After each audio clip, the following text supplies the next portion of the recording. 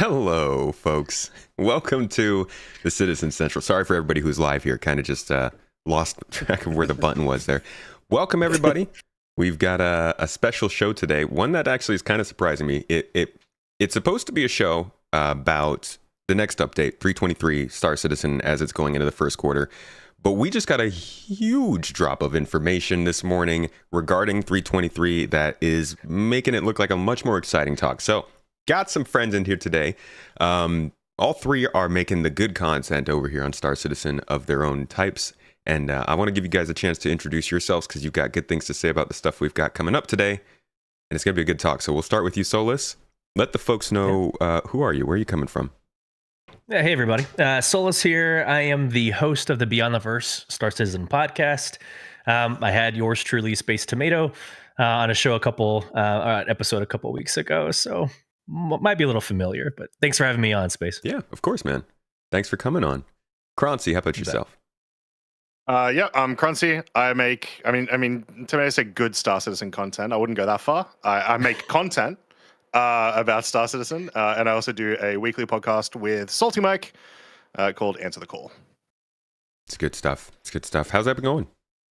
Really good. We've changed some things up, and it's been very, very cool joining Mike as a permanent co-host. Yeah, it's fun. It's good fun, man. Something different. The salty Croncy. Something I don't know. Exactly. We got the podcast crew here. Sweetie Croncy. Nice. And Ollie, my man. How about yourself? Hey, how's it going? Thanks for having me back. I love this show. Always glad to have you on, dude. You are the most infectious positive force I know in Star Citizen, so I'm always happy to have you on to talk about some of the stuff we're seeing. How have you been lately? How's your content been going? Yeah, good. January, I took a bit of a break, CIG take a break. So I think, you know what? January, just chill out a little bit. Yeah. Hitting hard in October, November, December, and then it's like, I need a break. So yeah, starting swinging now. Just like, wow, like you say, the show that we had today, and like Star Citizen Live was apparently pretty huge. Yeah. So yeah, coming out swinging. Hopefully. Yeah. So CIG's back from their break, and also our fourth guest today is Tomatillo over here. Kind of short on words. Yeah, not really gonna talk too much, but here for the emotional and mental support. So thank you. Thanks for joining us. It looks like chat is not working with us today. Oh, there it is. There we go. Chat's also here with us, so we got the whole crew. We're gonna talk about what Ollie just mentioned, Star Citizen. I had a whole set of questions. Like we were going to go about this a certain way, but with all this new information, I think we're just going to kind of dive into this. Instead of talking about what's been going on with your guys' game so far, we all kind of know January is pretty quiet. We're just going to jump straight into where things are headed now.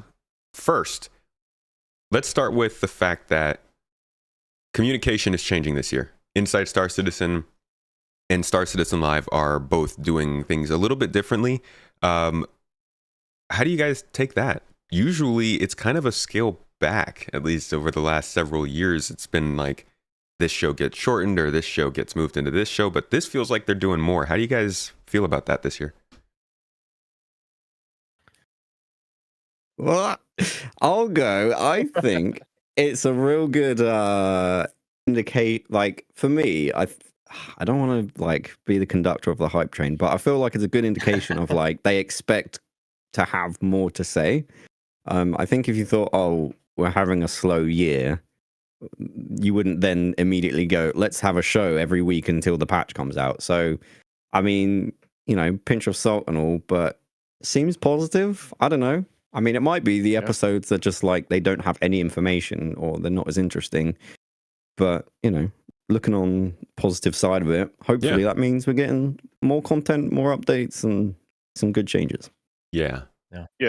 This is the first week of that change, right? And to be fair, I don't think this week felt different necessarily to many weeks that we had last year.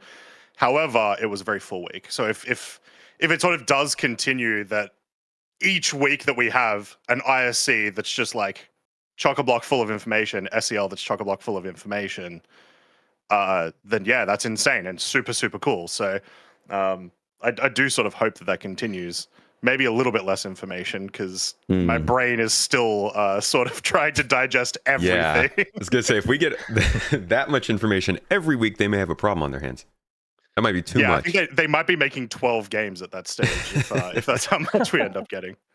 I feel like they're already doing that with Arena Commander. But yeah, I'll jump on the hype train real quick. I mean, if you take the last ISC, in December, that was all hype. It was all preparing the masses for 2024.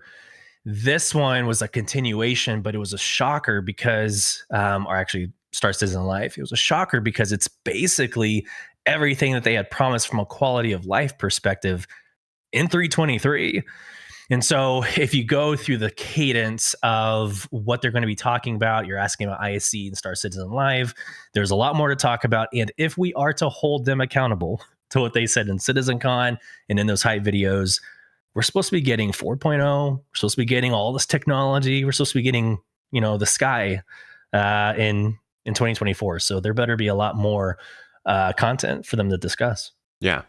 So I'm thinking we jump into this update. We talk about 323. Let's take each feature that we kind of know is at least planned for this update. Maybe talk it out a little bit, what we're thinking of it, and then look a little bit further ahead and let's talk about what we might be seeing even past that. So let's start with Inside Star Citizen yesterday, because we just got Star Citizen Live. There's a bunch of stuff, but we know that EVA and personal interaction are coming, and we've gotten to see them actually shown on the screen at ISC. What were your guys' takes on that? We'll start with you, Solus. Yeah, EVA is huge. One of my favorite kind of lazy mission in Star Citizen is the investigation, where you go into an orbital station and you have to swim around the orbital station. Those are damn near impossible, right? In the current EVA mechanic, clipping into walls and getting around barriers. It's been such a heartache where I just don't do them anymore. EVA is going to be a game changer for maneuvering around your spacecraft and actually taking advantage of pulling equipment off of your ships. I mean, it's going to be night and day. And then just quickly on the player, the personal interactive system, it's always a pain. We just did Siege of Orison a couple of days ago, picking up ammunition and picking up weapon systems. Again, almost damn near impossible while you're being shot at. So these are quality of life necessities in order for us to progress into a more formidable game. Absolutely. Do you think that the interaction system changes they're making, I've seen some people say that it's casualizing the game, the way that it's kind of adding prompts in? How do you feel about that? Yeah, I mean, I don't necessarily agree with that sentiment. I'm curious. It's a very complicated in this current state. It's very complicated. There's a lot of options to do within each system. So how they streamline it, I don't know how that's going to play out. It's supposed to be better, but it still might be the same level of complexity, just in a different experience, right? A different user interface. So I'm interested to see it come to fruition, but I don't necessarily agree with that sentiment. Star Citizen is not armor. And it's really important to remember that a lot of the times. A lot of the time, simplifying something doesn't necessarily mean dumbing it down, doesn't necessarily mean... first off, the term casualizing it, that's not even a bad thing. Do you not want casual players to enjoy video games, right? Like, that's a good thing. But yeah, like it's something as simple as this. It is really just... It just makes life easier. It does not make... Like it makes your interactions with the game easier. Doesn't necessarily have anything to do with like realism or I don't know, like hardcore play or anything like that. I'm super excited for it because the interaction, especially because one, at the moment, if you have an Xbox controller, you can't play this game just with an Xbox controller. But I'm hoping, and I don't know if this is true, but because it's look at it and punch F, you should be able to map that on an Xbox controller and play the whole game on a controller, which is kind of cool. So if it comes out on consoles next year, just like this was your clue. But for me personally, I think it's going to, like, for me, I don't always recommend this game to everyone that I meet because there's a huge learning curve with a lot of the stuff. Oh, you need to have a drink. You need to go through your industry, and then you press place, and there's like a lot of layers and complication to just simple task of like, I want to loot that guy's ammo.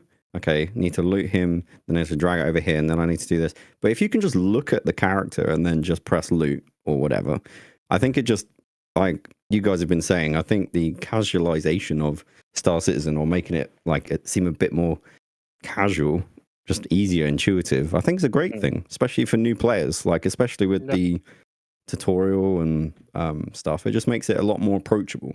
I think that's a Hey, good do you know thing. how many key bindings this game has? Oh my god! The answer is so far much. too many. I definitely Yeah, get so- I mean, a lot of the features that we're getting, which are, we're like losing our minds over a map, right? And most people who play games would be like, you didn't have a It's a map. map. Like Yeah.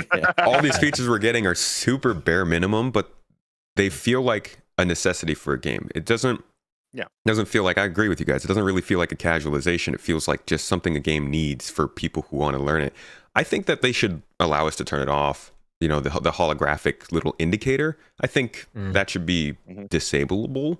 But I think, especially Ollie, going over what you said, I've been trying to do the controller gameplay over the last couple weeks, and one of the things that I've struggled with the most was figuring out how to like interact. I've gotten all the strafe and EVA controls and reloads and everything, but when it comes to interacting, I struggled to find the key binding, and I realized if this system was already in the game, it would have told me what the key binding was by default. Yeah. Yeah. You I can't. don't know. It's a weird bug. It just doesn't work at the moment. So being able to map F, and it actually, you can't use elevators. I think it works for like doors. No, for like picking stuff up and stuff. But elevators specifically, you can't. Like if you map F to the controller, it doesn't work, which is really sad. So I think hopefully it will streamline it a little bit, and you can double tap to do the secondary. And I love the mapping stuff. It all just looks super user friendly. Yeah. Dare I say? No. Star Citizen user friendly? Never. What? They're trying to help us. So the interaction system is, I always thought that was going to be like included in the new player experience, or at least partially. Like I always wanted the new player experience to include some sort of augmented reality overlay or something that could just show people what they could touch. There's so many things in this game that you look at and you're like, wow, that's really nicely detailed. I'm glad they've got stuff like that. And you realize you can pick it up. Then there's other stuff where you're like, wow, that's incredibly low detailed and you can't interact with it, or backwards, the other way around. Something that high detailed, you can't interact with something that's low detailed. They want you to pick up. You don't know what is what. I think this kind of interaction system is really going to help people learn that stuff. But it doesn't come with the physical stuff, right? The physical button pushing, flips, switching stuff. You guys didn't see that? Well, like the puzzle interaction sort of things that we saw at Squadron. Yeah. Didn't we see like a guy in? Sorry, the guy punched the door button. Is that going to be part of this? That's what I'm saying. I don't think we saw that in ISC. No, everything that was in the ISC was essentially interactions that exist right now in the game, but just way better and working, essentially. Yeah. So what do you think of that, the way that they're kind of splitting the interaction system into this initial version and I guess something down the line? I'd be super weird if you have to do everything with the control, like with that, like it's like half of the stuff you have to hit F, and the rest of it you have to do the hover screen thing. Is that what we're saying? That you'll still have to hold F, select the elevator? No, I think they're giving us the actual interactions, but not the physical animations. Oh, okay. Yeah, I don't care about the animations, right? Yeah, and I don't think they've said anything about it necessarily coming to Star Citizen. Just in the way that what would those interactions look like? It would be maybe a couple of animations that would be uniform, like pressing an elevator button, and that would be about it. Whereas the animations that are going to exist in Squadron are able to be a lot more tailored to specific things that you're doing throughout the campaign. Right. So I wouldn't even say that it's split. I would just say this is the system that we will be using from now on. And then maybe there's some extra animations that come later, but that's flair, if anything. The good stuff, the polish. The functionality is what matters. Yeah. Interestingly, I watched back the Inside Star Citizen, and there was an animation when the guy customized the pistol and put the compensator on. That like there was an animation. Yeah. Yeah. Oh, it already exists. Okay. Yeah. It's just terrible. Does it exist? Putting the silencers on The the customization of the guns, yeah. So if you hold F and then you go customize on your gun, you choose the different types or whatever. I don't remember exactly if there's like the animation of, you know, like you may be screwing on Twisting a compensator or anything. But essentially it is the exact same system. Yeah, I didn't remember like the physical interaction with it. It's cool though. I feel like we've been waiting a while for that, and the only thing I've seen do that consistently was like Gary's mod stuff back in the day.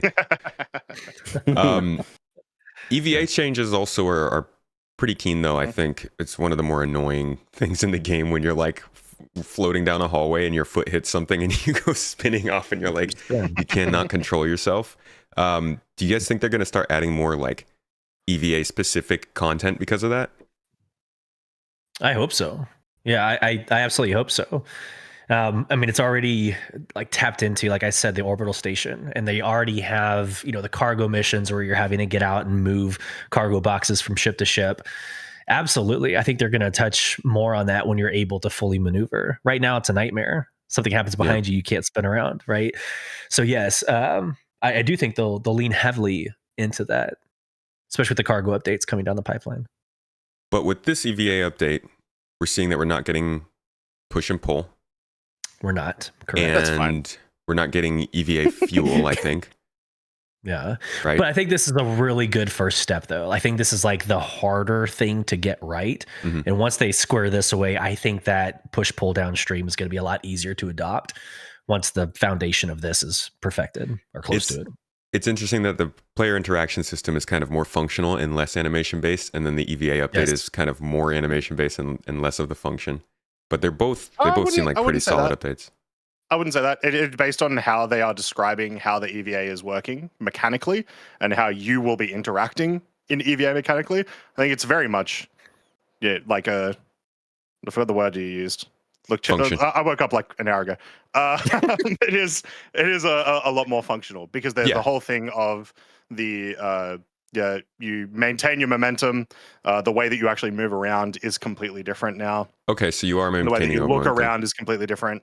Cool. So it's certainly functional. I also want to say that the I don't really care as much about the push pull not being in it because I assume, and we love assuming, that we'd still be able to use the tractor beam in zero G. So everything that I need to do in EVA now, I should theoretically be able to do with the new EVA. It should It'd still be better, right? Yeah, it's definitely going to be better. And there is some function to it. I didn't know we were maintaining the momentum, but I was thinking the looking around felt more animation, but it's animation with a functional improvement. I will give you that.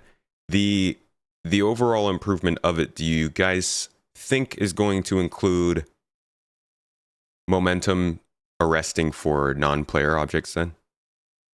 Just so that we don't have like ships and cargo and stuff floating away forever? I kind of hope it's like that actually happens because that's hilarious. Like, it'd be cool, but it'd be such a nightmare. You try to board a ship I know, at like but we're in a 500 space game, right? It'd just be part of the drama of like, no, that I'm dehydrated and my bottle of water is plummeting towards like Daemon. It's floating away from me at a meter an hour. I can't get to it. Exactly. Do you guys think they should put like I mean, I was watching the animation. Do you think they should put like rockets on the bottom of the feet? Because like the way like Iron Man. Well, I just think that would look cool, right? It'd look cool, but that's essentially what's happening with the undersuit. It's just instead of those rockets being on your boots, they're like there's thrusters on different parts of the undersuit. Yeah. How do you think it's going to work when people start to get undersuits and then go out in space and realize maybe they got an undersuit that doesn't have EVA thrusters on it? You think they're gonna like how much are they going to warn just people? Going to drift off forever. Hey, you probably should have a tractor beam. They just charge so confidently off the side of their ship. Yeah, because that's one of those interesting things. It's another feature I think we'll be talking about later today. The visor system is also not going to have like crosshairs, right? Certain helmets won't have the dynamic crosshair. Certain suits won't have EVA. There will be some of these things that get sprinkled throughout these features that'll kind of catch a player off guard if they're not ready for it. Yeah. But I also love it too, though, right? Like we always scream like reality or realism in Star Citizen, like, and we also heard about the economy updates in Star Citizen Live as well. So I think if you want that visor with the dynamic crosshair, pay extra for it. Not every helmet should have that functionality or capability. Yeah. I like it. I love it. I like that At the moment, it doesn't really matter. Like when you go to buy armor, it's like, do you want light, medium, or heavy? And it's like, there's 6 variations of medium, but it doesn't matter which one other than how it looks. But if some of them have, or like visors have different features, or, one visor is really good at X and this one's better at Y, then people will wear armor, not because it just looks better, but actually functionally it's more useful, which is cool. Yeah. Yeah, it's all good stuff. But to sort of go back to your question, Keenan, it's more like it will be good in general, and there won't be many issues as long as when you do equip those items or when you purchase those items, it is extremely clear to the player what they do. Yeah. Because I would argue even right now when you do buy different types of armor, it's not particularly clear what the benefits and negatives are of each particular armor type, except for maybe temperature rating. That's kind of the only one that's obvious. Does it even tell you when you're putting on a helmet that won't protect you in EVA? It won't tell you when you're putting it on, but it will tell you when you're purchasing it, essentially. Okay. That, like, this is a... Yeah. Whatever. Well, if they tell you something. Hey, you're going to die.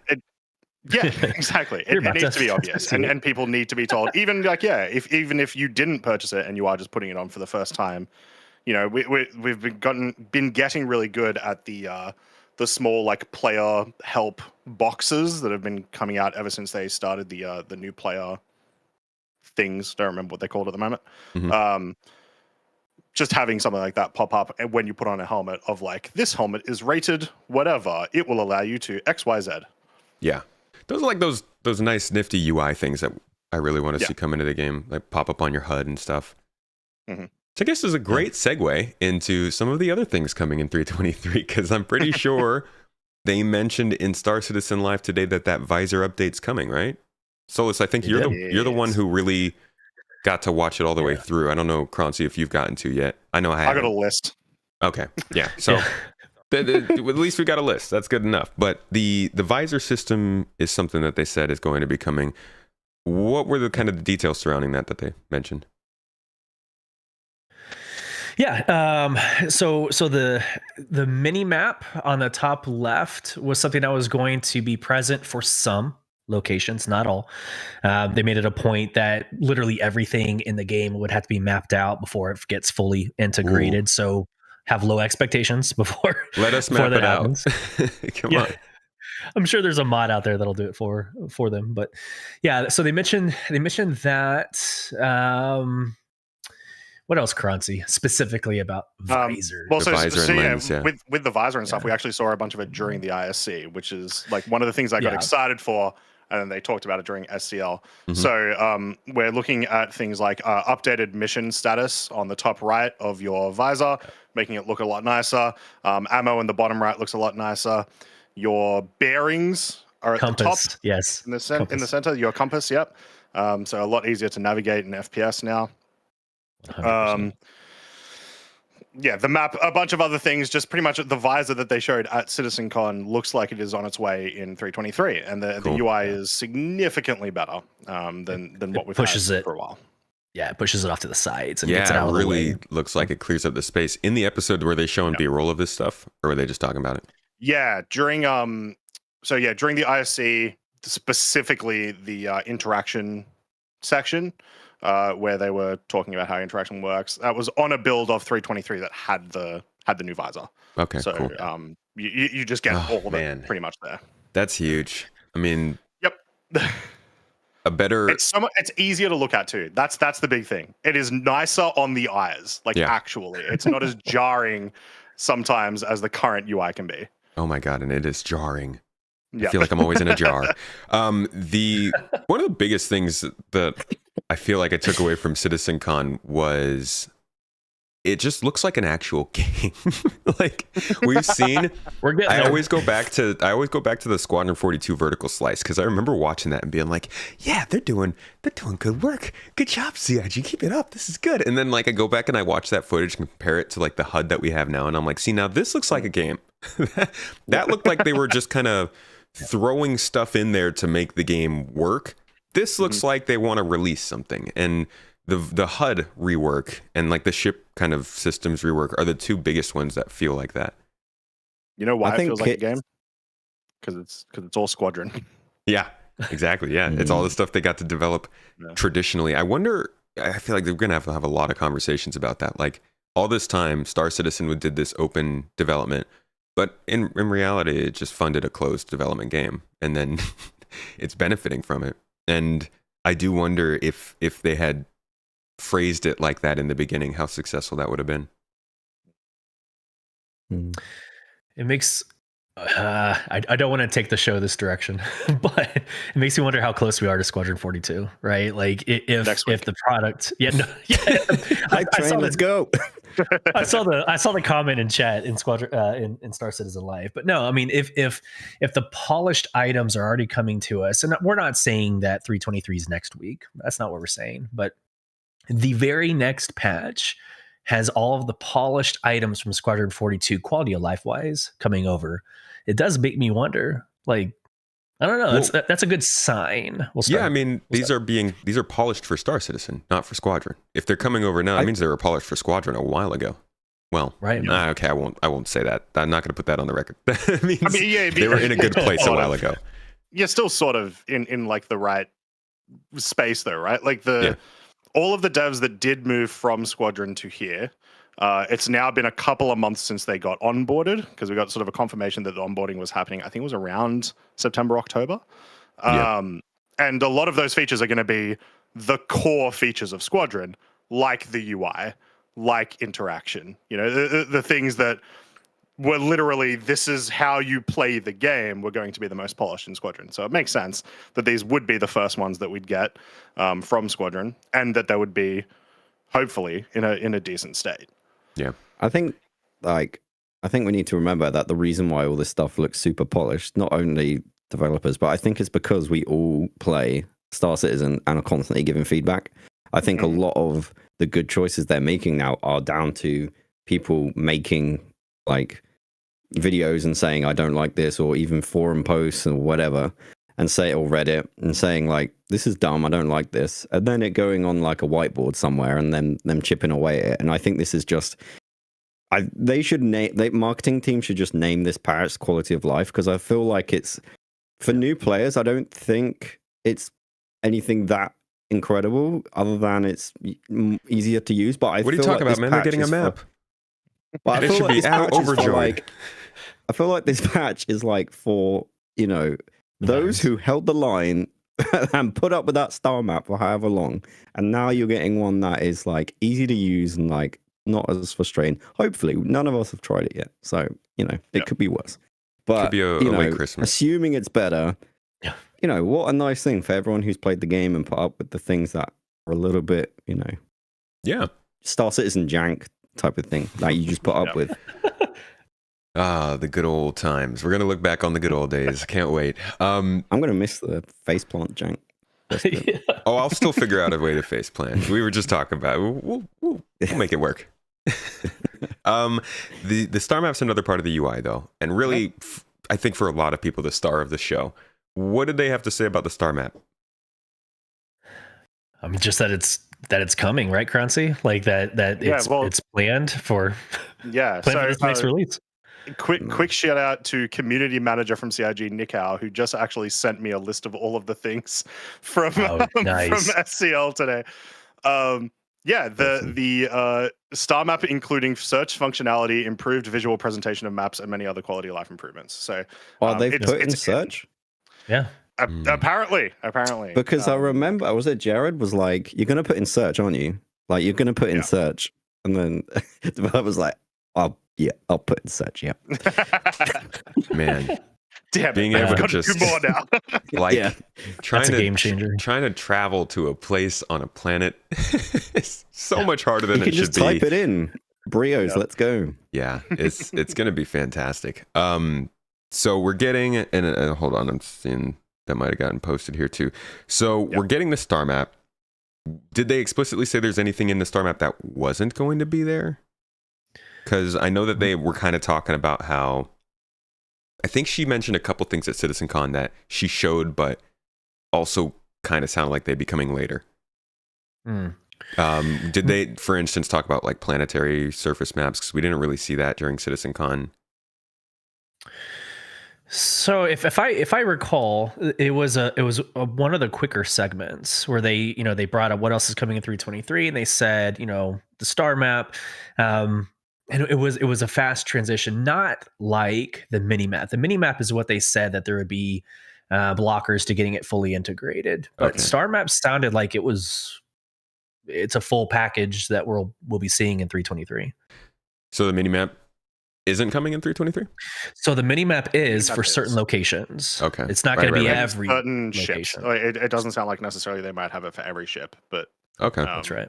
A bunch, presumably. That's interesting. It sounds like it might be one of those features, kind of like engineering or master modes or Maelstrom, that they have to go through all of the ships to get working. Yeah, what it sounds like. Yeah, absolutely. Speaking of master modes, did they say that's coming to the live patch? It's a hotly debated topic, but yes, it is. It's coming live. It's already highly debated. Wait, there will be more. There will just... be more ships in Master. There'll be more Mode, ships, is not the, all is the ships. confirmed thing. Yeah. Okay. More Right. ships. So there's going to be. So let me get this straight. Live patch. Some ships will have master modes and some won't. Is that what you're saying? My assumption is that they'll just put more ships with master modes in Arena Commander for now. Okay. So it's not coming live. Oh, interesting. I don't think they clarified, live. but I don't see them releasing partial master modes to live. That'd be really weird and not great. So that's why I was like, weird. how would that work? Okay, yeah, that makes a lot more sense. So they'll probably update all the ships until they're ready, all in Arena Commander, and then move it over. There's somebody in CIG that's like, challenge accepted. Like, we're gonna don't do it to us. Don't do it. Let's see. Another little addition on master modes, just because it's sort of a connection thing, is that they mentioned the gimbaling thing. This is something that we did hear about in an SCL like end of last year, of that all ships, essentially all weapons, will be gimbaled. That's going to be a change that's coming with some exceptions, but for the most part, it is the rule that all weapons will be gimbaled.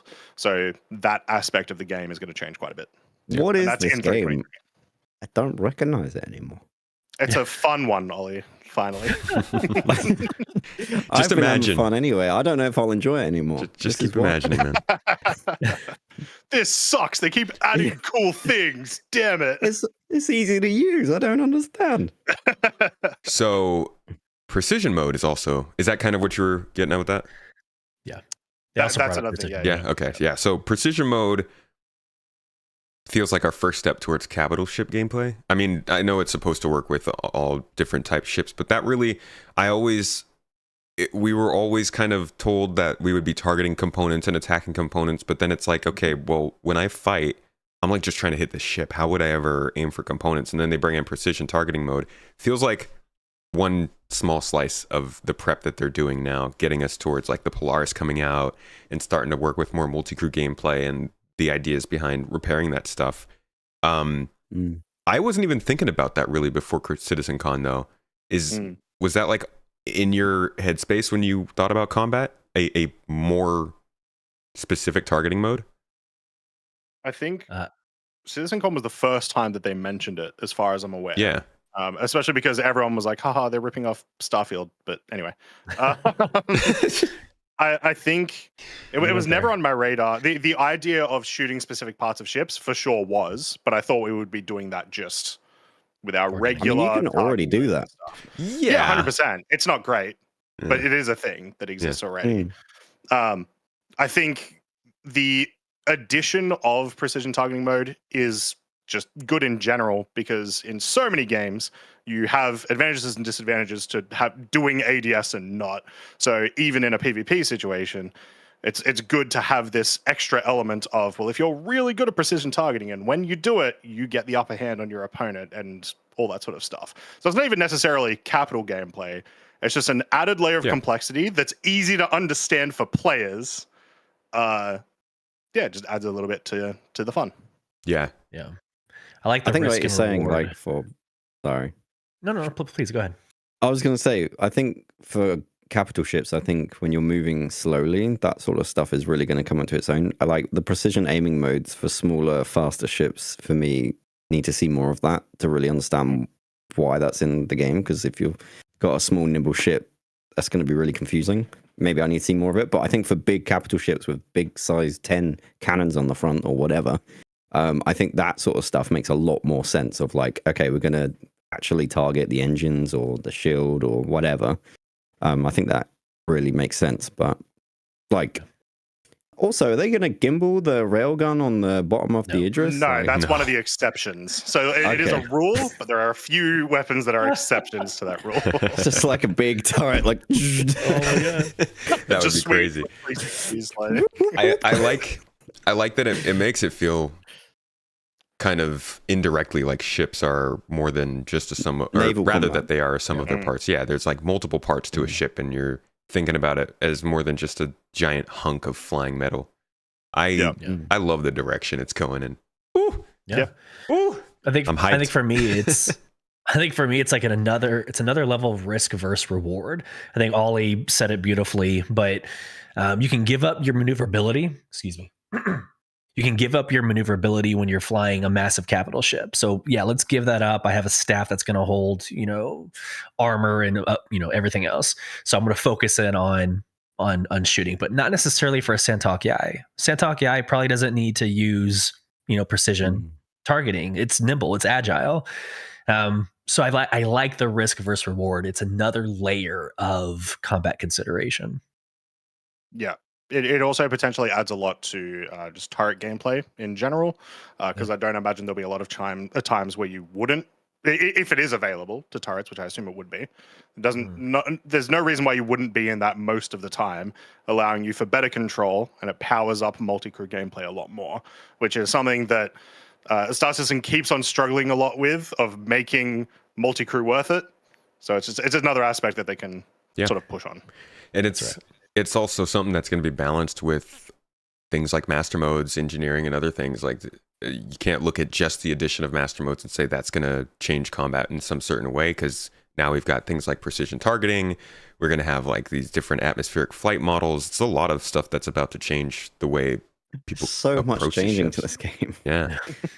Like, you keep saying things, I'm just like, oh yeah, they're going to change flight model. Oh yeah, they're going to be changing that. Yeah, Come I on. don't Recognizable. Yeah. I don't We think have the so game much has more. changed this much since like during 2014. 2021.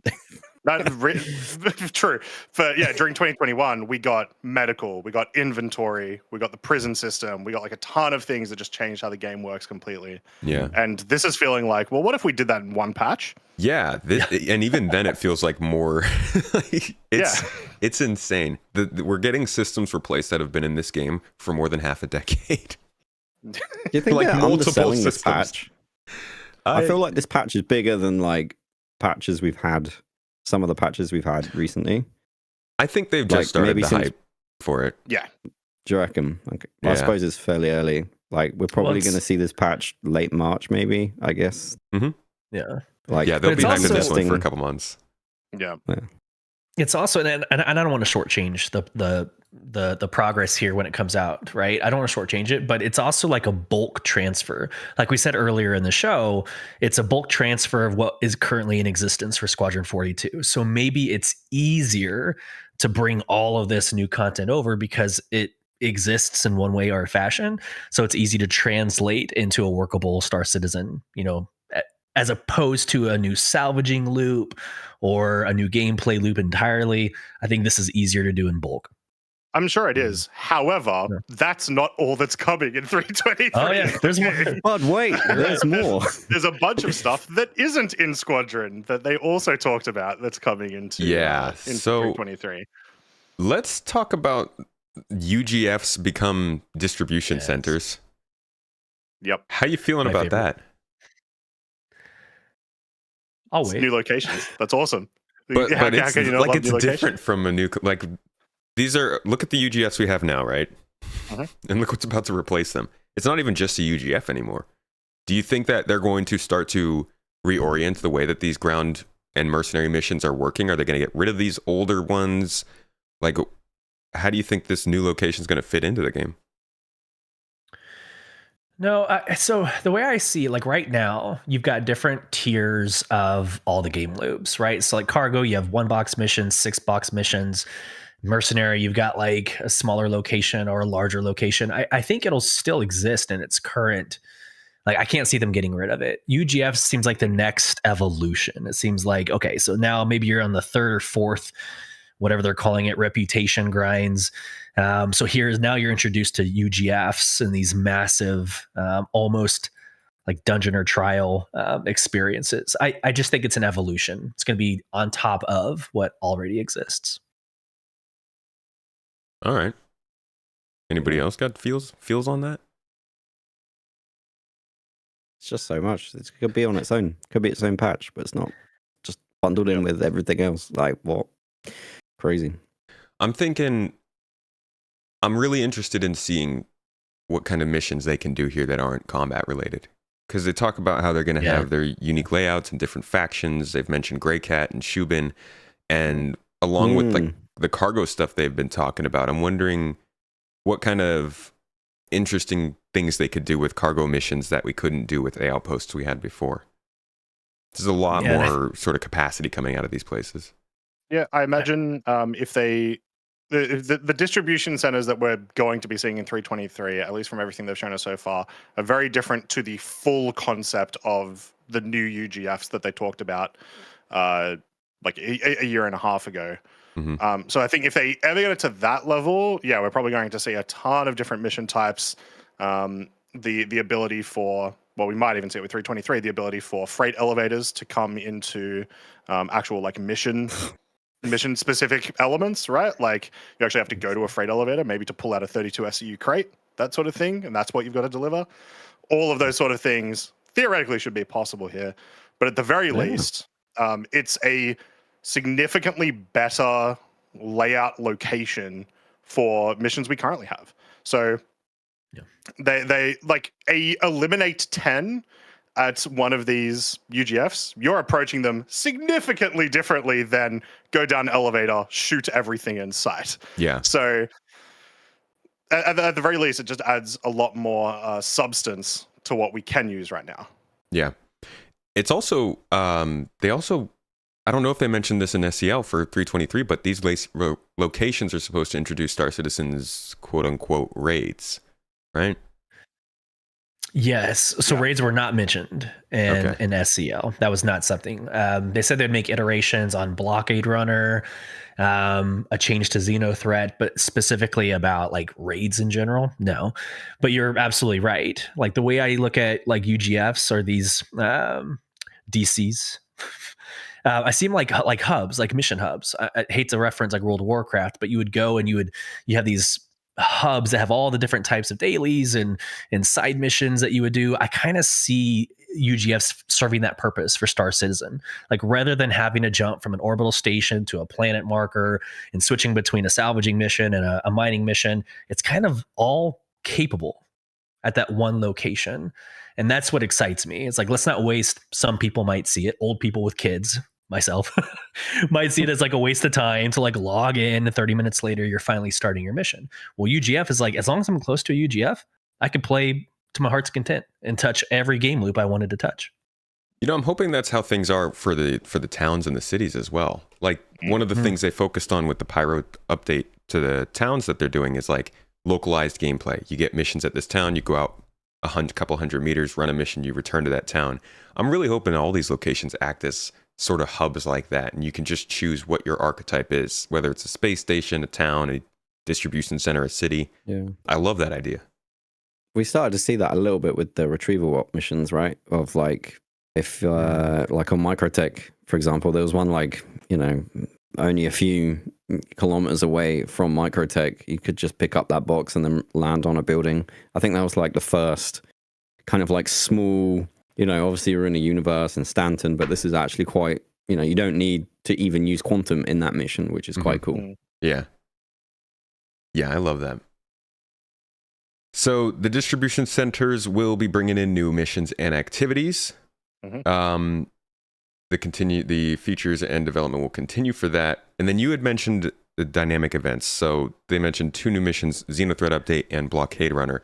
Were there any other missions, or was it just a dynamic events update kind of? That's all I recall them talking about was the introduction of the brand new Blockade Runner and changes to Xenothreat. Okay. Yeah.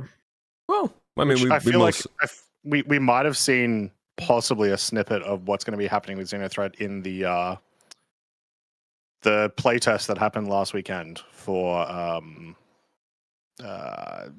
server meshing, but not the replication layer. Replication layer, yeah. There was a mission that was specifically stop the Xenothreat raid, where there were missions essentially just all over the place where you had to go fight 4 hammerheads that were together.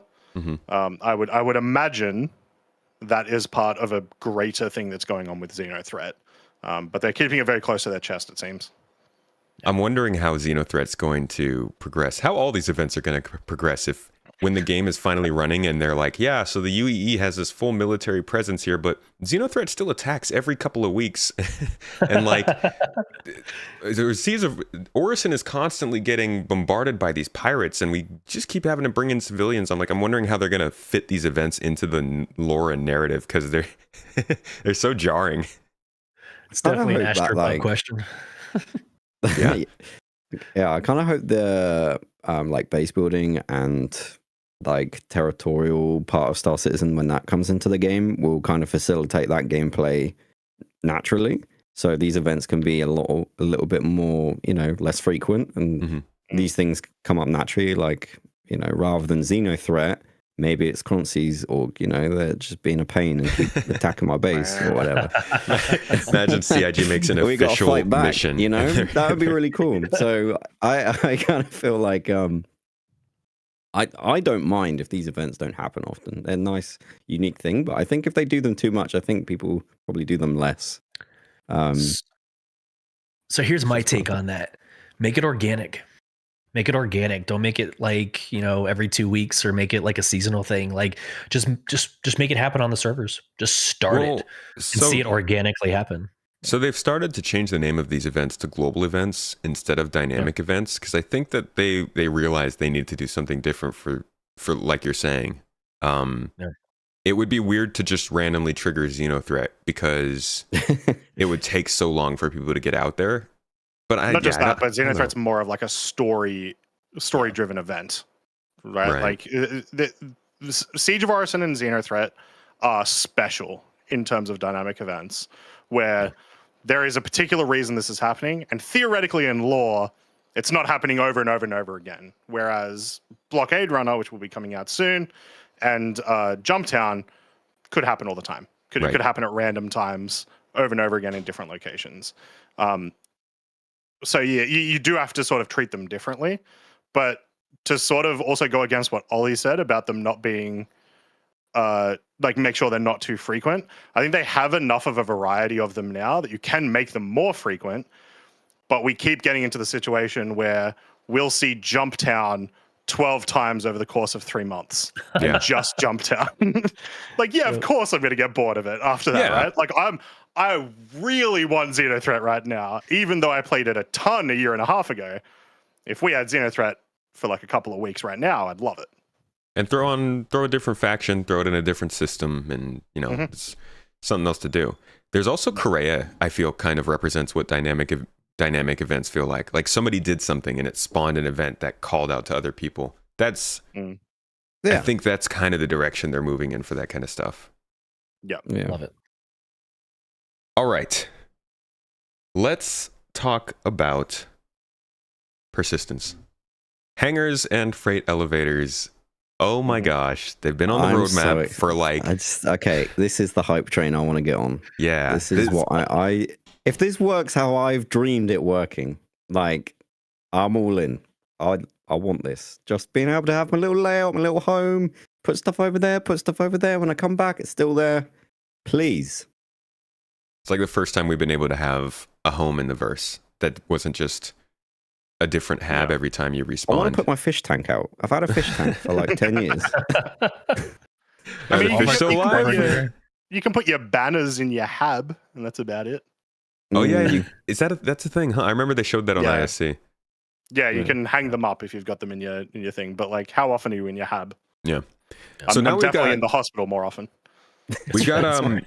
persistent hangers and freight elevators. Who wants to take the torch and explain kind of for our viewers or our listeners what this is and why it's a big deal? Come on. Yeah, Somebody's got I'll try freight elevators. We'll start with that. Okay. So this is one of my most like looking forward to items. Is freight elevators. So one of the consistent, and I'll start with an example to use to explain. So the Fury MX, or the Fury, amazing ship, doesn't have a quantum drive. So to me, it's pointless. To go from one bounty hunting mission to another bounty hunting mission, that is a nightmare because you don't have the ability to quantum drive. So how awesome would it be to be able to load that into a ship that can carry it? I don't know, C2, right? M2. But to do that is a 30-minute loop, or 15-minute to 30-minute loop, because you can't nest spawning of ships. Well, the first iteration, or the first solution to this, is this idea of freight elevators. So if you have the items in your inventory, you can call up an elevator that has, your STV, your gray cats, right? It has smaller vehicles. It has cargo boxes for these org night missions, but it's all consolidated in one. I'm going to call it a game loop. But in one instance, it's all consolidated where you spend that time in a couple of seconds in your hangar loading up your big ship with whatever comes up in the elevator. It's a consolidation. It's a funnel point of all the different inventories into one experience. It's so good. But all the inventory is like, in that place, right? Yeah. Yes, it has to be in that location. Right. Is my understanding. Yeah. Like being out, like cutting out that game loop, like you say, of like, okay, I want to go rock mining tonight. Okay, well, that's going to take you 30 minutes, 45 minutes if there's just Star Citizen jank, and then by the time you get there and you load it in and whatever, and that eats into your game time. And I do like, going on a transit and being immersed, and everything takes a little bit of time, and it's like procedure. But the procedure of like deciding I want to go rock mining, hitting a button, it comes up in an elevator, and loading it in is just so much better from like a time value for me personally, because it means I'm spending more time doing what I actually got on the game for and less time kind of preparing it. It's like turning up to like a D&D event and like having all the pieces like next to you rather than having to like decide and go and find stuff. It takes way longer. Like, wouldn't it be better if we could just turn up and quickly decide what we're doing and just go? Look, Ollie, I'm never prepared for D&D, okay? I'm going to end up doing that anyway. Yeah, and I can probably say I'll never be prepared for a Star Citizen mission either, so. But I think there's also something to be said about the complexity of preparing for a mission. Like, definitely some balance of, yeah, we're going to make this so that you can do this all in one place, but there's still... And I think you've already alluded to this. There's still that sense of the physicality of like moving the stuff you need from one place to another, making sure you have the tools you need. And they also showed off like these new motorized sort of like hover trolleys for boxes and stuff. A lot of people are really worried about the fact that they'll need to load this stuff in. Do you, from that kind of trolley and the things they've said, do you get the sense that they're making it easier for the people who maybe just are carrying like 10 SCU, that they can do it really, really fast? Or are they still going to have to suffer through physically loading their ships? I think so. It was always going to be a problem for some people, and it was something that I was a little bit concerned about. Of like, all right, well, how much interaction do I have to do for like large jobs? Like, obviously, some things get a lot smaller, like you guys were mentioning, with like putting vehicles or gear into the ship. That's a lot better. But in terms of like moving cargo and stuff like that, becoming a lot more tedious. And then I started playing Eve again in November and did significantly more tedious things and enjoyed it a lot. So I am less concerned, and I've been hearing a lot less concerns from other players about that aspect. I don't think the trolley is necessarily made to solve that. I think it's just a thing that was going to happen anyway, especially when we do start this sort of the freight elevators allow us to, get towards rearming our missiles a lot easier as well. That sort of stuff was always just going to be a quality of life thing more than anything. Yeah. And I do think it's a good balance. Like the realism, like the physicality you mentioned, it's a good balance because I mean the realism is where is your I was going to curse. Where are your items like physically in the orbital station? They got to be somewhere. So you have to imagine that there's a cargo team in the back that's consolidating it onto your elevator and sends it up to you. So like the role playing aspect or the reality there, like I can see that happening. So it just streamlines it, right? I don't think the trolley is a big deal. Again, it's a balance between the physical end state or the vision that CIG has at the same time. Players that are demanding like, okay, this is ridiculous. I don't need to have 30 minutes of a game loop before I can play my game loop. So I love it. I think everything about it is headed the right direction. Cool. So we're getting, I'm reading it here, freight elevators, instance hangars, and an overall improved cargo hauling experience. Instance hangars, yep. Did they imply during the show that these are hangars we could return to, we can store stuff in and come back to it? Or are they saying that this is literally going to be one-time use and then you can't come back to that hangar? So what you're describing right now is persistent hangars. Right. So they're not going to let us come back to it.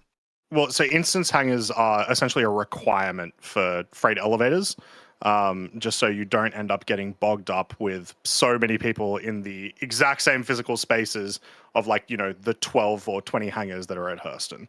Right. So presumably there'll be some aspect of when you are ready to leave, you will maybe call ATC and then it's going to put you in one of those locations for you to actually leave. You will not have a home hangar yet. Not yet. Essentially. That's the dream.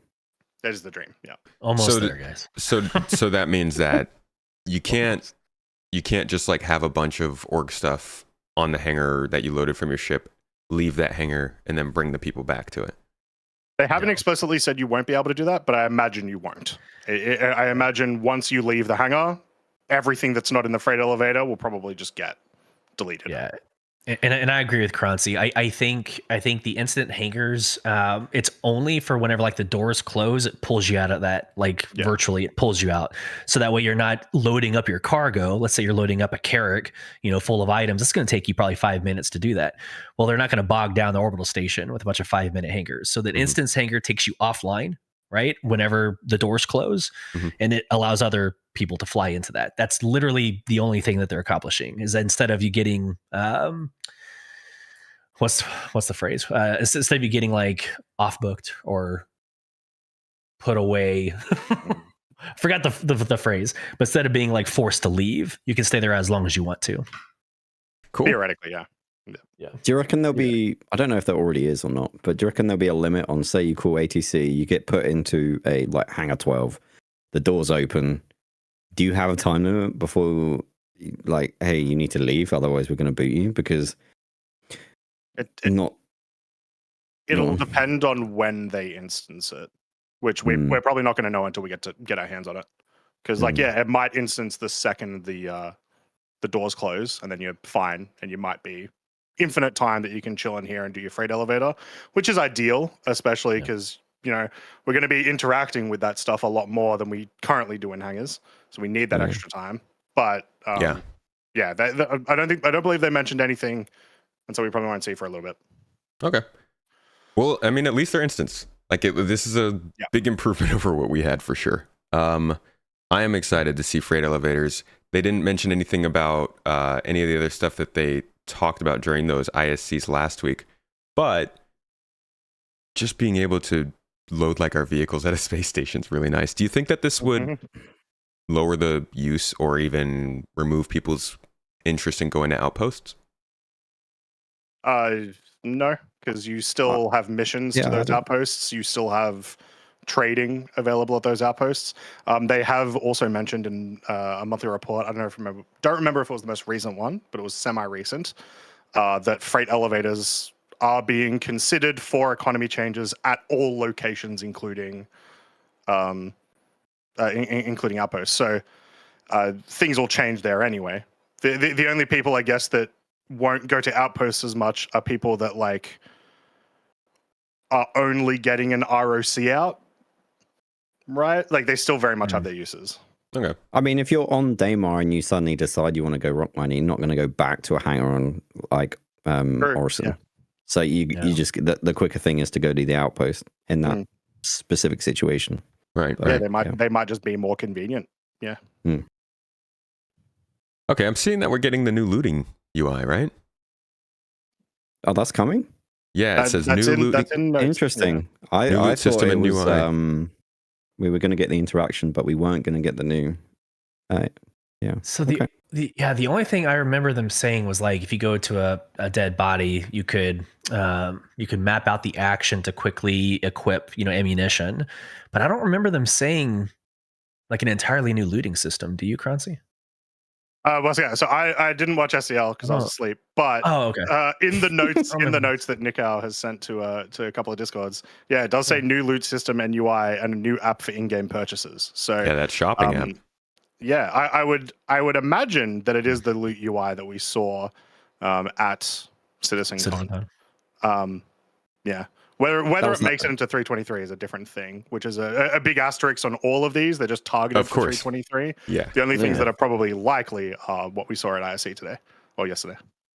That's like full screen inventory, right? That's what you're talking about. Sort of, yeah. Like a red and blue and orange or whatever it was. Yeah. Basically, a quick way to see what's in your inventory, what's in theirs, and change things in and out rather than. I guess we get that now, but it's like you have to click into the text field and it's so bad. Awful. I will say on like a partial bit of that is like, when they did show on the ISC with the interaction mode that you can just go up to a body, look at a bit of ammo, and just press F. Oh my God, I was so excited. I was so happy. What a change. Man. It's huge. Yeah. Like actually in combat as well. That makes a huge difference. It's again one of those things that you tell somebody who's coming into this game and they're like, okay. You mean it works the way that it should? All right, mate. You don't know. You weren't there. But yeah, that's a great one. I really like the ability to change what the key does too. So if you have somebody who's just obsessed with just looting stuff into the backpack, they don't have to actually pick it up. That's a really nice touch. Yep. Do you think that this MobiGlass app, the shopping app, is going to be a new style, or are they just going to throw it on the old MobiGlass and then update everything together? How do you mean? Well, we've got the new MobiGlass, right? The one that they're bringing over from Squadron, and it's got all these different designs and main screen. But here, I'm not seeing any mention of the MobiGlass rework in these in these notes, but I am seeing mention of a new app for in-game purchases. Well, as far as I'm aware, all of the apps that they've made in like the last, I want to say 3 years, are all essentially coming over when we get the new main UI for the MobiGlass. So I don't know when they're going to be changing the main part of the MobiGlass. I think this will probably be implemented just like Delphi was, Ammo Trader was. Here's an app. It's obviously its own complete different UI. We'll see what the rest of the MobiGlass looks later. I guess that's possible. I'm sitting here thinking that every single one of the apps needs to get a fresh coat of paint to match the new MobiGlass, but maybe they'll just move them all over and I would say not the new ones. All of the new ones, I think since the Mo Trader, so Knickknacks, Mo Trader, Delphi, that might be it. That might be it. Are all already on building blocks. The rest of them weren't. So the contract manager, the vehicle manager, I think it's all on building blocks. The comms. I don't think any of those were on building blocks. That's still using old stuff, and that will likely be the stuff that gets implemented with the new MobiGlass. And I would imagine the other apps, maybe they get like a new texture or like new coloring or whatever it might be. But I imagine functionally they'll just be chucked in. So what will be on this shopping app? I mean, obviously, I don't know if you guys know, but like, what do you think really will be on the shopping app? Because like a buy button. Part of the Star Citizen experience is like landing at. Yeah, like opens up a window for the pledge store. Yeah. Like, if they're gonna just give you an app on the MobiGlass, like, why am I going down to Microtech to buy, a specific weapon? Well, I think it's in the store. I think it's almost like an external monitor. So like sometimes when you're buying stuff in a store, it'll pop up your MobiGlass app to buy it. I think it'll be sort of like that. So you still have to be in the physical location. It just corresponds with your MobiGlass instead of a kiosk. So we won't have the panel screens anymore. No, so Like, when you go Those will they're be still around, there. it seems. Yeah. I think Yeah, so if it's you- going to be unique situations for either of these things. Yeah, Okay. yeah. I'm not sure what they'll do, but I don't like the current shops. They are terrible. Yeah. So I just I'd like because a change. So is knickknacks. I'm just thinking because they added those screens to the Pyro store. We saw them in the Pyro Mhm. playtest, so they're obviously not going away because they're in a new location. Yeah, Like if those things were going away, so interesting what they'll. It could be. I imagine the screens will still be there. It's just other stuff is gonna work around it. The shopping Interesting. app could also be maybe something you use to track prices, but you can't purchase. Maybe it could be used for like commodity shopping for haulers. Where to don't buy know. stuff would be Yeah. massive. Yeah, it's could be a lot of stuff, but a shopping app is an interesting choice. Open up your Okay. Mobiglass, browse through a brochure of everything that you can get in co-op, get some, Yeah, you get some in-game ads. Yeah, if it tells you like where to find stuff, that's really useful. Like a shopping app would just say, "Oh, if you want the Panthers, they're at Crew L1, for example." Yeah. All Cool. right. I'm up for that. Now, sounds like in 323 they're planning on allowing us to make ourselves pretty.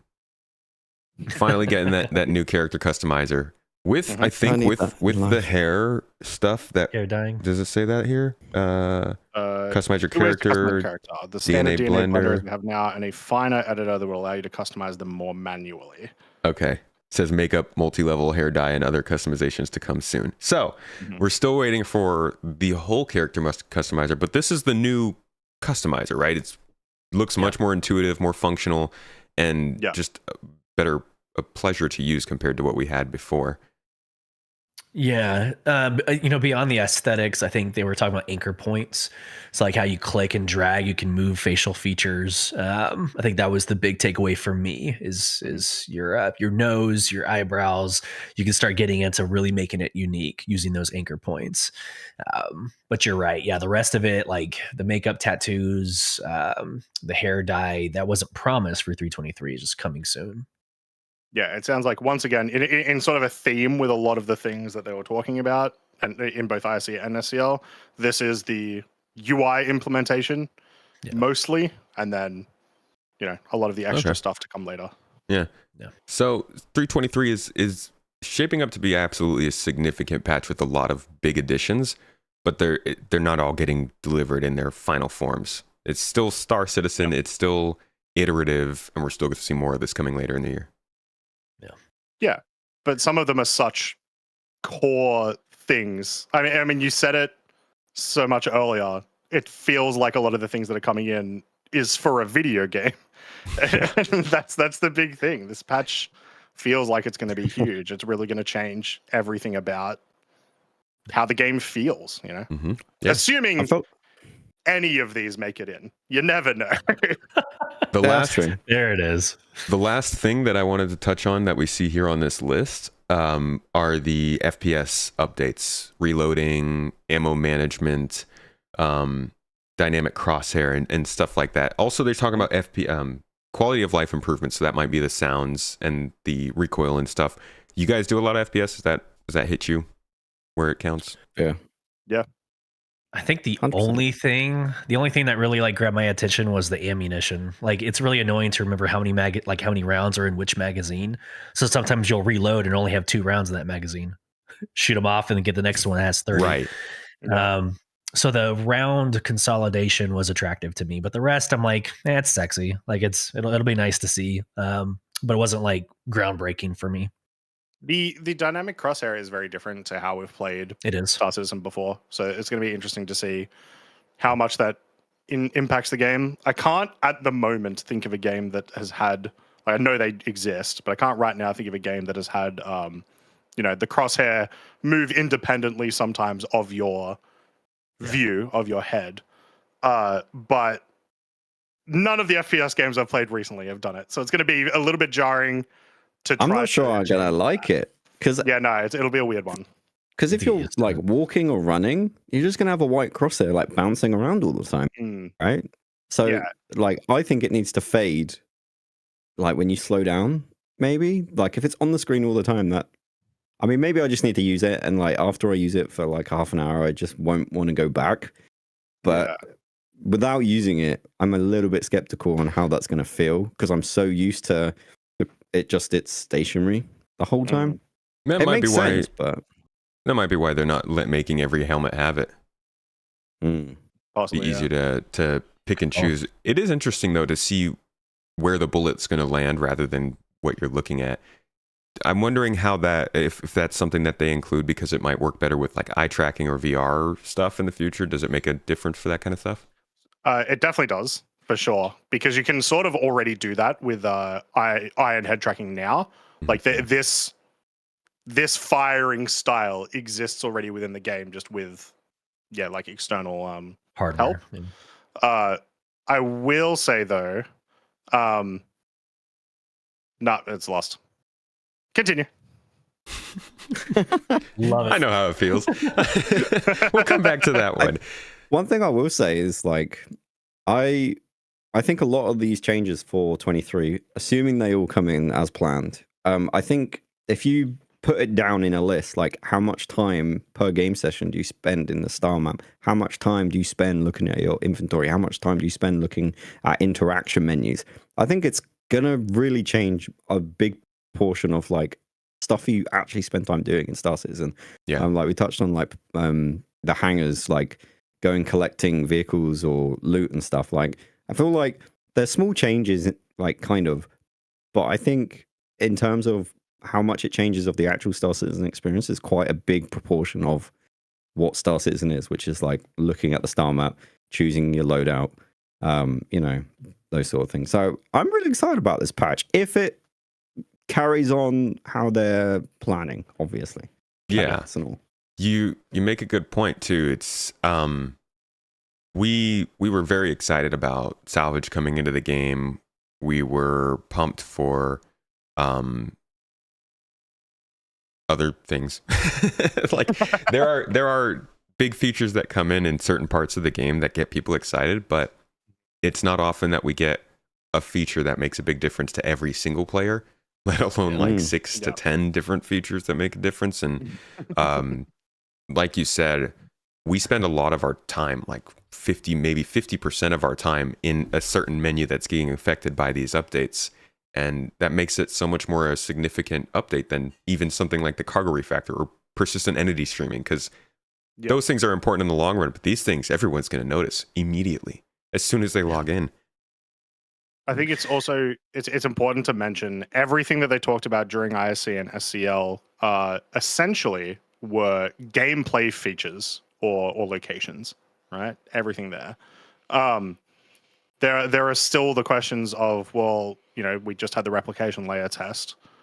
Are we going to see that in 3.23? They've been talking about even more improvements to VFX and improvements to like FPS quality and stuff like that. Are we going to see that in 3.23 as well?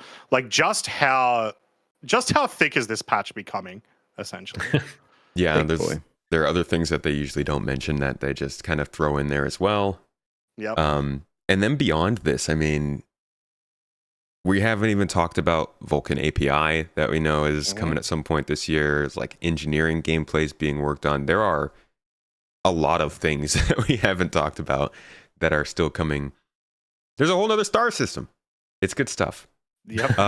Yeah, I feel like a few months ago, pre-CitizenCon, I think everyone was thinking 2024, is that year in? Yeah. It's going to be like Pyro year. Everyone's going to be focusing on Pyro. It's going to be, that's the big thing. There's going to be the big draw, getting players playing Star Citizen. Maybe you've played it and stopped playing it for a while. You're going to come back for Pyro. I think people are going to come back for like, oh, the start map's working now. And like the interaction is much better. Pyro obviously is massive, but like for me personally, as someone who's recently got back into Star Citizen, I feel like this is kind of a really cool surprise that we're getting these drastic changes to make it more like a more of an everyday sort of game that doesn't, you know, like make it difficult. Like you're trying to do things sometimes and the game makes it difficult for you to appreciate playing it, but you play it anyway because it's great. There was always... Go ahead. I was gonna make a macro statement, but one of like the most common themes I hear from friends that have given up on Star Citizen, it's not that there's not a lot to do or there's not a lot of features. The reason why they give up is because it's buggy and they can't do XYZ. They had a bad experience because of a buggy experience. Quality of life could be exactly what you were talking about, Ollie. It might be what brings people back. Hey, the elevators don't kill people anymore. Sweet. That's why I left. It was stupid. I couldn't get anywhere. This we say it's a low bar. We say it's a low bar. Hey, we finally get a map. I agree with that sentiment, Tomato, but at the same time, it's like, hey, there's a whole new map. You can search functionality. That might be the reason why somebody comes back. So I don't know. It might be just as good as launching a new system. Yeah. Not to mention, as an extra quick thing, so the two major new player drives are Invictus and IAE, right? Invictus last year was an absolute S show, and it showed. New players did not want to play during 3.18, right? And the account number did not go up as much as it, at least percentage wise, as much as would have in previous years. These changes for a new player coming in, insane. I fully imagine a lot of these would just make your first experience in this game so much easier and so much prettier in a lot of instances, right? Like, once again, I really like the look of the UI. I think I've mentioned it like 4 times now. It's just so much nicer on the eyes. And so if they can get this out before Invictus, which is probably likely, Invictus isn't until late April, I want to say. Normally. May, I'm pretty sure. May. I feel like it's likely that they would get this out before then. Maybe not, but you never know. Maybe that's the target. Possibly. There was a mention in the ISC about how they're going to be talking about this stuff for like 4 months, I think. So that's the target then, isn't it? Okay.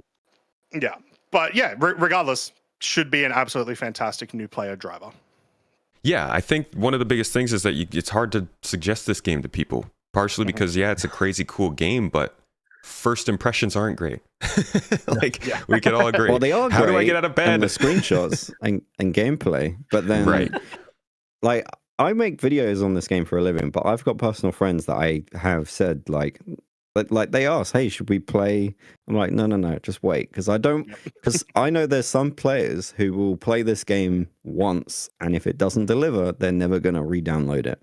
Yeah. And I think this stuff needs to come in before I start saying to like my friends who I know don't have the patience to keep testing it and keep trying it, for me to invite those people in. Because people have loads of options, loads of games, and if they've got one experience with Star Citizen where the star map wouldn't select the place they wanted to go to, and it was frustrating, and then a 30k happened, it's like they're not gonna come back again and waste an evening. They're gonna find there's plenty of options, right? So this stuff that makes the game easier, you get to do what you want quicker, I think it's gonna make it a lot easier to recommend to people. Yeah, you guys patience.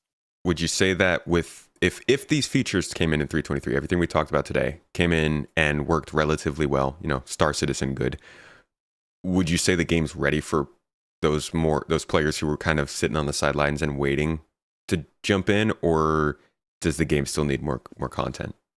If the replication layer stuff comes in, replication is massive. Stability, I had a 30k stability recovery, is still and very important. Yeah. And it was good.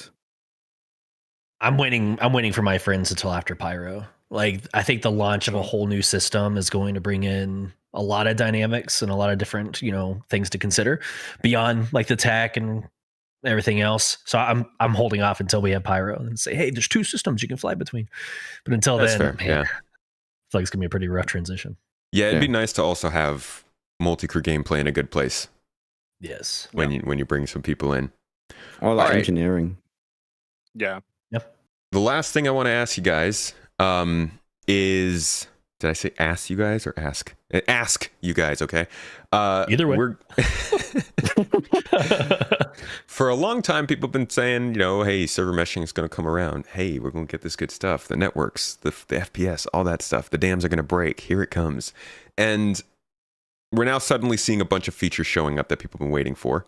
But it seems more like it's because of Squadron 42.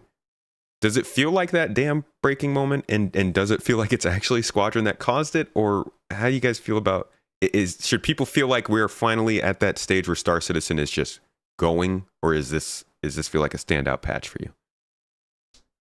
I feel like we've been handed a report that says the dam may break in a couple of months' time, and here's all the damage it would do. Until we get into a PTU, I will still not be 100% confident about I don't like that most government of these features. That's not a good way to run things, man. Y'all might flood. Yeah, exactly. But yeah, I'm not. It's the classic Star Citizen. We'll wait and see. However, I will at least note something in its favor of anytime CRG have told us a ton of information about upcoming features, it has been very shoddy, but also like this is 6 to 12 months away.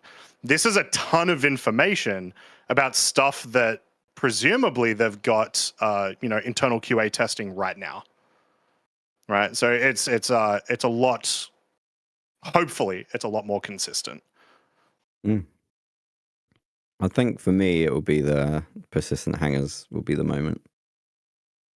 And I'd like, because I think, I think base building as well would be another one, which is obviously not anytime soon. But I think these things are all good. And I think this patch will be a great veteran retrieval device. It will bring back players that have played Star Citizen, had a good experience, but maybe they couldn't have the patience to keep playing all the time. I think this patch will be really good at bringing those people back. I think the player, I wouldn't be surprised if the day-to-day player concurrence of Star Citizen goes up with this patch for longer, because you probably get a spike every patch, and then it probably, I don't know, but probably goes down a bit as the patch goes on, and then something else comes out. But I feel like this patch will come out, and providing the features work as expected, it will probably be more consistent until the next patch, because the game's a lot more approachable, and like you can stay in it more without getting frustrated, honestly. Yeah. So that's my 2 cents. I'm like scared to answer the question. So don't worry, I'll record it and post it everywhere. You're legally bound to this question. What's funny, so I had Space Tomato on my show a couple weeks ago, and I total copium, whatever you want to call it. Like, I don't know. In my gaming industry experience, when you say that a game is feature complete and entering polishing phase, it's different regardless of the studio, right? Or it's different per studio. So the fact that Squadron 42 has entered polishing phase or has been in polishing phase, we're seeing a lot of the tools being migrated over to Star Citizen, and we're going to iterate on it, make it better. I will stand by that this year, to answer your question, is the year that the dam breaks. I think this is the year Squadron 42 is pretty damn near ready to release and be made a thing. And if that's the case, I mean, 4.0 with Pyro and server meshing and replication layer, this could be the year that we're all transitioning into a live environment. So there's your hopium comment for everybody in chat. Yeah, man. Solus Beyond the Verse. But I truly think there's a lot of data points that supports that. Now, regardless of 11 years of letdown, of timeline letdown, I do think there's a lot of data points that supports major progress this year. Solus got the Star Citizen pinata full of goodies. Imagine if we got server meshing, Pyro, Squadron 42 all in the same year after all this. I'd quit. How would you even cover that in content, dude? Yeah, I don't know. Yeah, there's nothing else to talk about. We're going to have to play the game instead of talking about the game. Challenge accepted. I'll make it work. It's fine. My computer always yells at me when that happens. No, just talk about it, please. Podcasts are fine. Yeah. All right.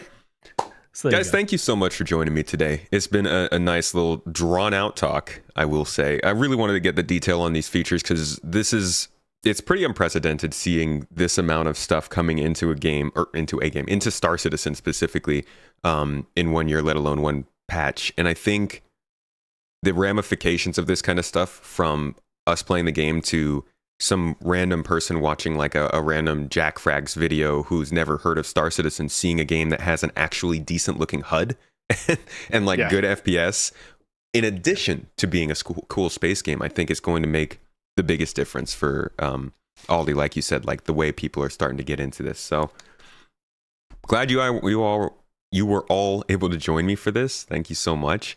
I want to open it up to like last thoughts on everything that we've just learned, or even further on in the future, like what you're really feeling, or maybe want to make a prediction on before we head out. Solus, I'll let you go first because you usually have the hot takes. Yeah.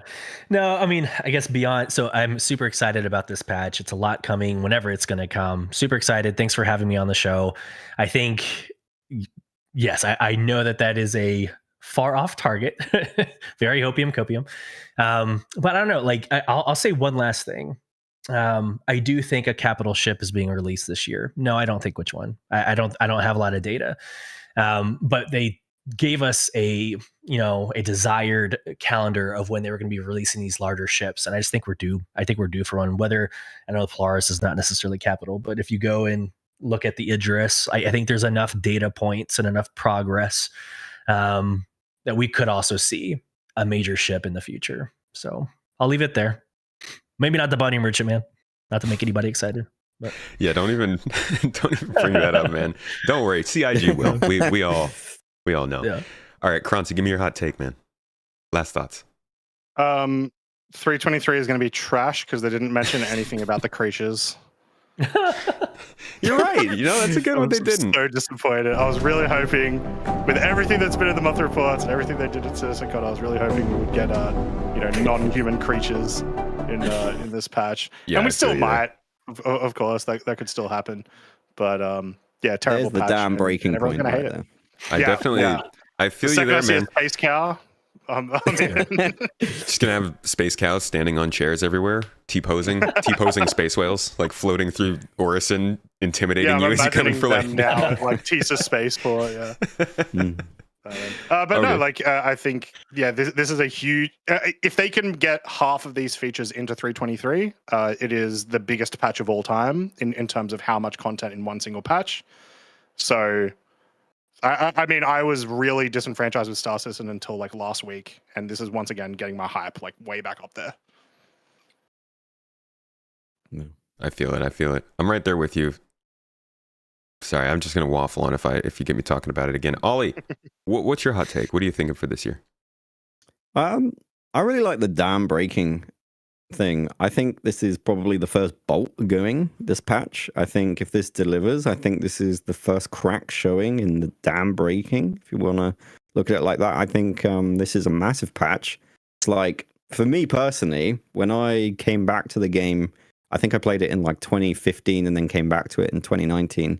Like, I feel like this patch delivers that time gap almost. Like the game is going to feel really different, which for me is really exciting. And yeah, I just really hopeful we get persistent hangers soon. Like for me personally, that's a massive thing. And the bigger ships, I think it's going to be an interesting dynamic for the game. How that works with engineering, and there's just so much. Like this patch is just ridiculous. I don't even know where to start. I don't understand how we covered it because there's just so much there, but we managed it, guys. Well done. Yeah, I'm glad we were able to get it through all this stuff. Not only that, but like all of that information coming out like an hour and a half before the podcast. Solid job, guys. Yeah, we got to it. Smashed it. No, I really appreciate everybody who was able to sit down for this, and thank you all for joining us. If you didn't already find all these lovely folks, we're going to have their links down in the show notes for you. If you're here live with us, Mrs. T has been dropping their links in the chat, and we'll also have these posted in whatever place the podcast is posted. But thank you all for joining us today, whether you were listening and watching live at home right now, or you're going to watch this later. I appreciate you. Our supporters, as always, are supporting this, keeping it ad-free on audio platforms. So if you don't like YouTube's ads, check that out. And if you do like watching these podcasts live, every single week we are doing the launch sequence live with our supporters here on the Discord. So you have that option too. But one last time, guys, thank you so much for joining me today. I would like to invite you preemptively to future shows because I enjoy all of you talking to you. It's good fun. I hope you've enjoyed your time today, though. And, thanks for having us. Always. Yeah, very much so. Thank you. I will see you all again next month. Thank you, everybody, for joining me for the Citizen Central podcast. Keep an eye out for our giveaways and our other videos coming out. And stay real. Bye, guys. Have a good one.